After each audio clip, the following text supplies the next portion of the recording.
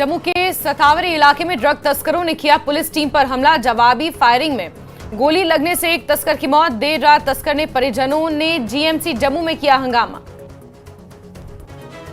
Delhi high court में आज बारामूला सांसद इंजीनियर रशीद की याचिका पर सुनवाई। संसद की कार्यवाही में शामिल होने के लिए तिहाड़ जेल से मांगे गए ट्रैवल खर्च के खिलाफ दी है अर्जी। जेल प्रशासन ने रोजाना संसद लाने ले जाने के लिए मांगा है 1.5 लाख रुपए का खर्च।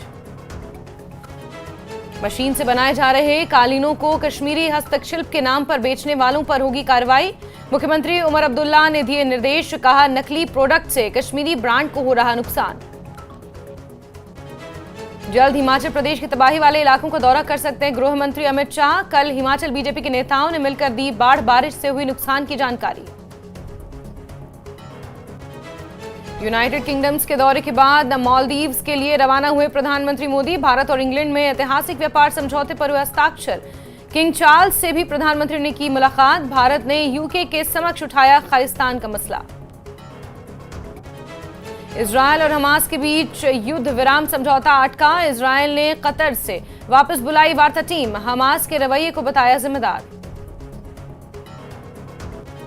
अमरनाथ यात्रा में भारी संख्या में पहुंच रहे श्रद्धालु। 22वें दिन यात्रियों का 3.5 लाख का आंकड़ा हुआ पार।